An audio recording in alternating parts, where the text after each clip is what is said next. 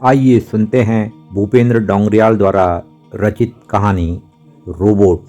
नगर के सबसे व्यस्त इलाके में स्थित सेवायोजन विभाग का कार्यालय अब अपनी भव्यता के लिए नहीं, बल्कि यहाँ हर रोज अपना नाम रोजगार के लिए दर्ज करने वाले हजारों बेरोजगारों के लिए चर्चित हो चुका था। यही नहीं, यह कार्यालय अब अपने अनोखे कर्मचारियों के लिए प्रसिद्ध हो चुका था।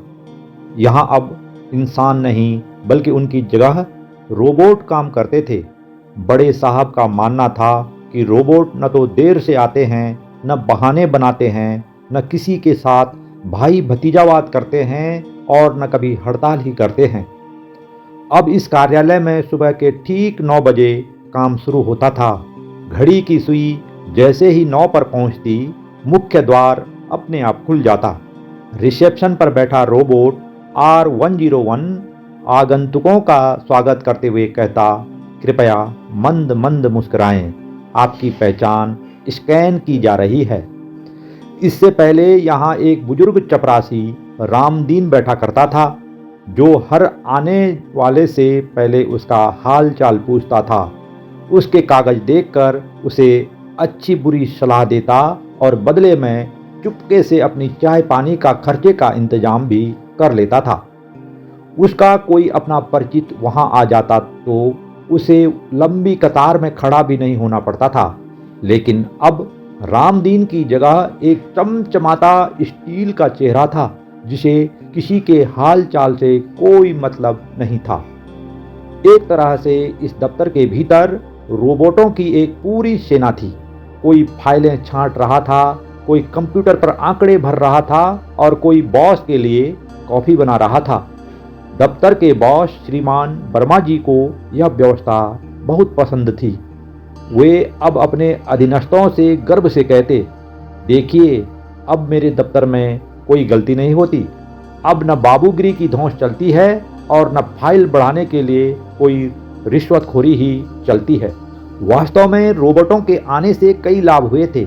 दफ्तर का काम तेजी से होने लगा था। फाइलें महीनों नहीं, बल्कि मिनटों में निपट जाती थी। वर्मा जी सोच रहे थे कि रोजगार कार्यालय की तरह अन्य जगहों पर भी रोबोट का इस्तेमाल हो। अस्पतालों में डॉक्टरों की जगह रोबोट काम करें तो एक दिन में कई मरीज इलाज पा सकते हैं। शहर की सड़कों पर ट्रैफिक का नियंत्रण रोबोट करें तो लाखों लोगों का चालान होगा और ट्रैफिक पुलिस की जेब गर्म होने के बजाय चालान का पैसा सीधे सरकारी खजाने में आएगा। फैक्ट्रियों में हड़ताल के बजाय उत्पादन बढ़ जाएगा और दुर्घटनाएं भी कम हो जाएंगी। लेकिन इस चमकदार तस्वीर के पीछे एक धुंधला सच भी था। जब सेवायोजन विभाग ने अपने दफ्तर में रोबोट कल्चर शुरू कर दिया तो दफ्तर के बाहर बेरोजगारों की लंबी कतार दिन प्रतिदिन और भी लंबी होने लगी। उनकी देखा देखी अन्य कार्यालयों ने भी अपने दफ्तरों में यह फार्मूला अपनाना शुरू कर दिया था। बड़े अधिकारी विदेशों से महंगे रोबोट खरीदकर उनकी खरीदारी में कमीशन के रूप में मोटा मुनाफा कमाते थे। वे अपनी रिपोर्ट में यह दिखाते कि दफ्तर में इंसानों के बजाय रोबोट की नियुक्ति से उन्होंने मासिक वेतन, पेंशन आदि के झंझट से सरकार का करोड़ों रुपए के राजस्व की बचत कर दी है। जो काम कभी इंसान क्या करता था, वह अब रोबोट कर रहे थे। हकीकत यह थी कि अब इंसान नौकरी के लिए दर दर भटक रहे थे।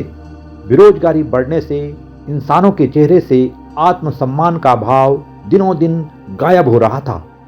एक दिन रोजगार कार्यालय में एक अजीब सी घटना घटी। रोबोट R201, जो महीनों से बिना किसी शिकायत के काम कर रहा था, अचानक रुक गया। उसकी स्क्रीन पर लिखा आया, प्रोसेसिंग एरर। वर्मा जी तक शिकायत पहुंची तो वे खुद मौकाए वारदात पर पहुंचे, जहां इंजीनियर साहब रोबोट के इस एरर को दूर करने में लगे थे। काफी देर तक जब वे समस्या को ठीक न कर सके तो वर्मा जी ने झुंझलाकर रोबोट से पूछा, R201, क्या हुआ तुम्हें? रोबोट ने धीमी आवाज में उत्तर दिया, बॉस, मैं थक गया हूं। रोबोट के मुख से यह बात सुनकर वर्मा जी शन्न रह गए। वे चिल्लाते हुए बोले, लेकिन रोबोट तो कभी नहीं थकते हैं। रोबोट बोला, बॉस, जरा बाहर देखो। मैंने जिनके काम छीने हैं उनकी संख्या दिनों दिन बढ़ती जा रही है। मैं उन्हें मुस्कुराने को कहता हूँ तो उनके चेहरे पर एक तरह की मायूसी दिखाई देती है। इस वजह से पहले जो काम मैं एक बार में पूरा कर देता था उसे करने में मुझे अब 3-4 बार प्रयास करने पड़ते हैं। कभी कभी वह फिर भी सही नहीं होता है। अब मैं लोगों की मुस्कुराहट को खोते हुए देखना पसंद नहीं करता हूँ। आखिर किसी एंग्री यंग मैन को भला कौन रोजगार देगा? इसलिए मैं इन युवाओं को और अधिक बेरोजगार होते नहीं देख सकता। वर्मा जी रोबोट की बात सुनकर चकित थे।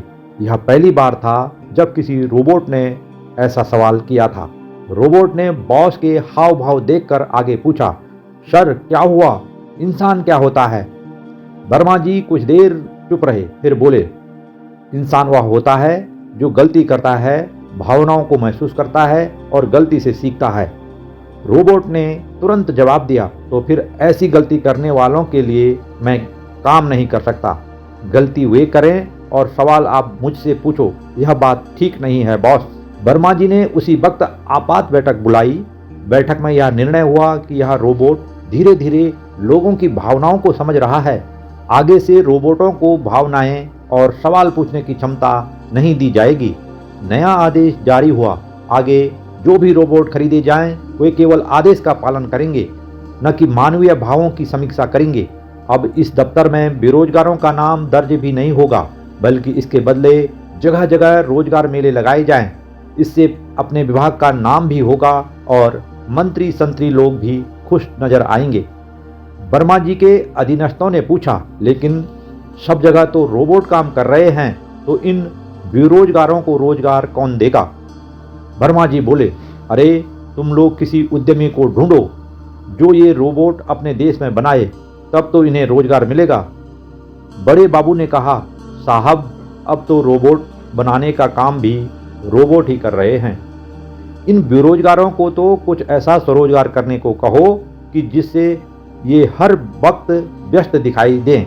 वर्मा जी को बड़े बाबू का यह विचार सही लगा। उन्होंने तुरंत अपनी जेब से मोबाइल फोन निकालकर उसमें चैट जीपीटी पर एक प्रॉम्प्ट लिखकर यह सवाल पूछा। चैट जीपीटी में तुरंत जवाब लिखा हुआ मिला, जी वर्मा जी, आपके प्रश्न का सबसे सही उत्तर है, युवाओं से मोबाइल पर रील बनवाओ और वीडियो एडिटिंग करवाने का काम दो, फिर देखना वे दिन भर उसी में व्यस्त रहेंगे। वर्मा जी को यह आइडिया बहुत अच्छा लगा। उन्होंने यह बात विभाग के आला अफसरों तक पहुंचाई तो उन्होंने इस विचार को क्रियान्वित करने के लिए मंत्री जी से बात की। मंत्री जी ने इस बारे में तुरंत मोबाइल सेवा प्रदाता कंपनियों के साथ कॉन्फ्रेंस की। उसके बाद मोबाइल पर 1 साल तक अनलिमिटेड डेटा फ्री की लोकप्रिय योजना पर काम शुरू हुआ। इसके लिए मंत्रालय द्वारा कंपनी के साथ एक MOU भी साइन किया गया। जल्दी ही यह योजना युवाओं के लिए धरातल पर उतार दी गई। इस योजना का परिणाम यह हुआ कि देश में जल्दी ही नई मोबाइल क्रांति आ गई। अब समाज में हर हाथ को रोजगार के बजाय हर हाथ में मोबाइल वाली सोच पनपने लगी।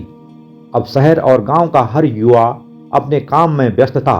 इस तरह बेरोजगारी की समस्या चुटकियों में हल हो गई। लेकिन सवाल वही था कि सब जगह हर काम रोबोटों के सहारे चल रहा था। अब भले ही काम करने वाले का जिस्म इंसानी था, लेकिन उसकी किस्म और सोच रोबोट जैसी बन चुकी थी। हर व्यवसाय में तेजी थी और व्यवस्था भी चुस्त लग रही थी, लेकिन इंसान की भावनाएं अब मर सी गई थी। इंसान अब सड़क किनारे तड़पते व्यक्ति को अस्पताल पहुंचाने के बजाय उसकी रील बनाकर वाहवाही लूटने में लगा था।